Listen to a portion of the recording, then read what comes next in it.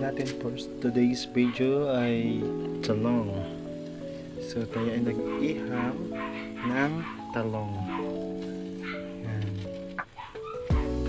So ating nabalatan na talong. Yan. Ito yung ating itlog. Yan.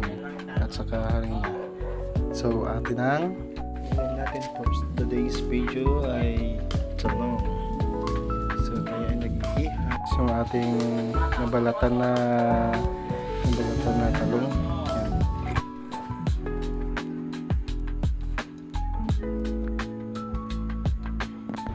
So ayun ang ating yan. Lalagyan na natin ang aming ulam. Yung talong, yung torta, at saka yung talong na pinikas na nilagyan ng crispy fry na sinasauce.